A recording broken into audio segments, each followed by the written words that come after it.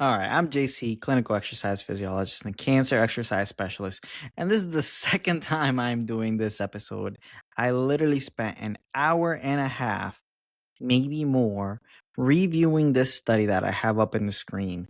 I went in depth with my commentary, my jokes. I broke down the science, and all that hour and a half was broken down into 7 minutes because it was not recorded. So I'm very frustrated. We're going to try this one more time to see if it works. And it's going to be a lot quicker. Okay, so I hope that this actually works this time. Now, a couple things to know. I don't know any of the names. Fairman, great doctor. He's from South Carolina. I actually got to meet with him. Never worked with him, but I got to talk to him. He produces great research. He used to work with Robert Newton, who is a doctorate in, I believe he's in Australia, and he does really, really good research. So this is going to be a really good study. Now, I am going to see if I can go back to the other page to make sure that I am still recording.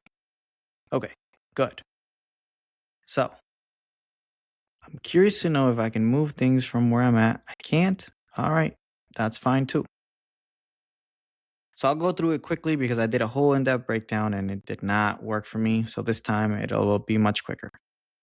All right, so basically the study looked at breast cancer survivors. I've already read through this, so I already know what it's saying. That last episode I did, I had no idea what it was saying. I was just literally giving you my commentary from the moment I read it for the first time. So they looked at creatine supplementation in breast cancer survivors. Now, the breast cancer survivors, most of them were technically obese category, and they were in about their 50s or so. They had never taken creatine before, and they all went through chemotherapy. Now, basically, what they did was, let me see if this figure actually shows it. They did a bunch of different tests, right? They did, strength max test, a sit to stand test. They just did a bunch of clinical different physical function tests. They gave them the creatine pill or a placebo pill, and then they retested everything. Now, they gave them 20 grams of creatine for about 7 days, I believe. So they gave him 20 grams of creatine for 7 days. And within those days, they gave him 5 grams of creatine 4 times a day to make sure that it kind of reduces the risk of having any GI discomfort, because that can happen when you take creatine. There is no stage 4 breast cancer survivors in this study.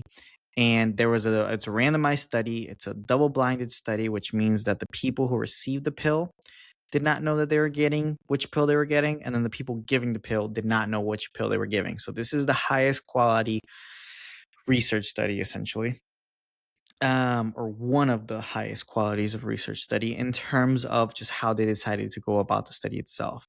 Then they took those pills for 7 days, and then they retested all these tests to see if there was actually any improvement from it. Now, what they found was that there was no benefit. They found no benefit in this study in strength, in muscle. I don't think they looked at muscle mass, but they looked at a bunch of different tests, and there was no benefit from taking creatine for 7 days. Now, the numbers, they did 20 grams per day, by the way. So that's a huge amount of creatine. And that should have loaded up their creatine stores to see some benefit. So in people who've never had cancer, even in older populations, they've done this study where they just take 20 grams per day, and after 7 days, their muscular improves significantly. We know that this protocol works in people who've never had cancer. However, in breast cancer survivors, it did not seem to work. Now, from other studies I've read, no other study sees any improvement from taking creatine. So this is not out of the norm. And basically what the authors kind of hypothesize is that there is a blunted response after chemotherapies. Now, there's a couple other different theories for why it is that, creatine is not working. But one of them is that when somebody has never gone through cancer therapies, let's say that after doing an exercise protocol, their strength should increase by 20%. Giving an arbitrary number here, but just go with me. Now, when they go through cancer therapy, their strength only goes up by 10%. So that's a blunted response compared to somebody who's never gone through a chemotherapy. There's lots of different ideas for why this could be, but it's just what we see. The theory from different studies that I've read is that there's also a blunted response from creatine, meaning that you can take creatine, but it doesn't really have any impact on you.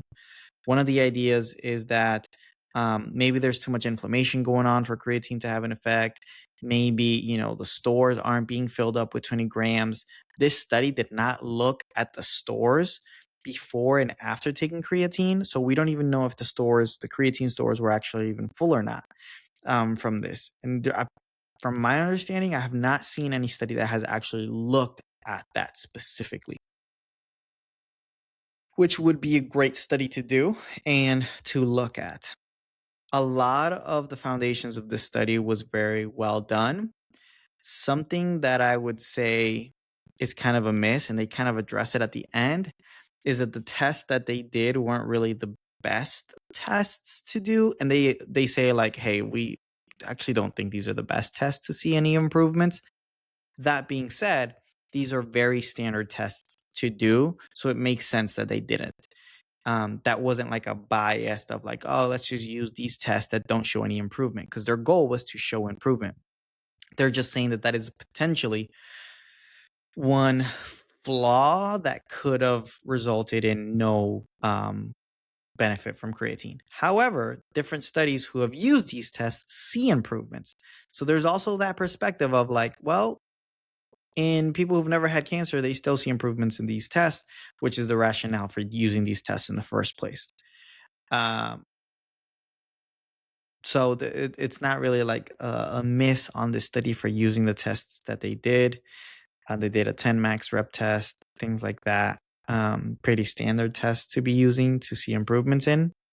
Participants should have seen improvements, but they didn't. And this is on par with other studies because I have yet to see a study that actually shows improvement in anything for any type of for any type of cancer, breast cancer, prostate cancer, lung cancer. I have yet to see any improvements on anything, which is actually funny. It's not funny, but like, for example, I wrote a blog one time on how creatine has not been shown to be beneficial in breast cancer survivors. And somebody who is in the, let's say, the exercise oncology space commented and said, yes, this is great. Creatine is something I talk about on my course, how many grams you need to take from it and the benefits of it for cancer survivors. And in my head, I'm like, you clearly did not read my study or my blog, because I'm saying how it has not shown any benefits. Now, I don't know if this person sells creatine personally. I don't know if they, um, have any sponsorship from creatine. I have no idea. The only thing I know is that they push it in their course, specifically designed for breast cancer survivors or for cancer survivors. But yeah, it hasn't been shown to have any benefit. So I thought that was kind of interesting. So be careful when you see people push supplements, particularly for cancer survivors, because very few supplements have been studied and very few have shown to be beneficial. Creatine is a case where there's a lot of studies of the benefits of creatine in people who have never had cancer. There's not a lot of studies of the benefits of creatine in people who've had cancer. And all the studies in people who have had cancer have not shown any benefit from what I have seen. However, if you found a study that has shown benefits, feel free to send it to me. I'll dissect it and we'll do a deep breakdown into it. That said, this study did not show any benefits. I'm pretty upset because I did a really deep dive into this study for an hour and a half. And then it just didn't save.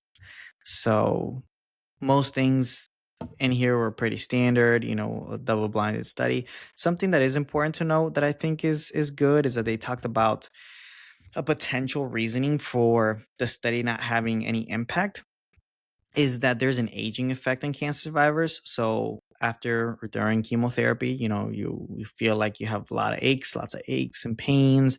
You just feel like your body is 20 to 30 years older, maybe in your 40s, but you feel like you're 70 years old. That's a very valid and true experience. There is something called the aging effect of chemotherapy. In other words, it's accelerated aging. And that happens. Your body biologically, like even at a cellular level, tends to get older by about 10. They said about 10 years. I've seen up to 30 years. So your body literally ages as you go through chemotherapy. A lot of that aging effect we know because it's due to inflammation, mitochondrial changes, oxidative stress, alterations to your basically biological pathways. We see a lot of this accelerated aging in different areas. Now, this study did not look at those pathways per se, though that would be an incredible study to look at, is the different pathways and whether, exercise and creatine actually impact those pathways. If there's a blunted response, that's another idea for why creatine does not work, is that the idea is that there is a blunted response from exercise alone, like exercise is more than enough to alternate these alternate pathways already that have been damaged per se. So therefore taking creatine doesn't do anything because exercise is doing all the work already and you can't get any more benefit than exercise. Which from one side, it's really great news because now you don't need to spend, $50 a month or whatever, however much it costs, to just get this added benefit in from a supplement.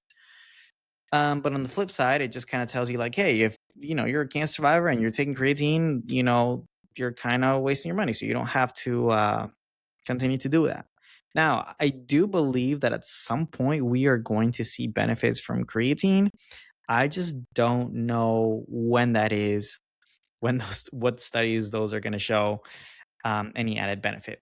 But for right now, I would not go crazy into buying creatine for your exercise at all because up to this point, there has not been shown any benefits from a muscular perspective, okay? Or from a body fat or from a muscle size, muscle mass, muscle strength, anything like that. There has not been shown any added benefit from creatine.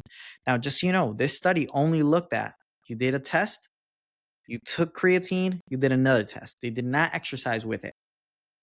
But in studies where they do exercise with it, they still show no improvements from the placebo group taking creatine. Anyways, that is my short 10-minute breakdown of this study. I wish the other one was recorded. If this was helpful, please let me know. If it was not helpful, also let me know. If you have any questions, any comments, any concerns, just give me some feedback because it's going to help me kind of tailor the conversation a little bit better. If you found a study, you're like, hey, well, I found this study on creatine that says this, or maybe can you look at this study? Please feel free to send it my way. I'll break it down, go in depth into it, and hopefully get it recorded for you. Once again, I'm JC, clinical exercise physiologist and cancer exercise specialist. I hope you have a great and wonderful rest of your day. Take care.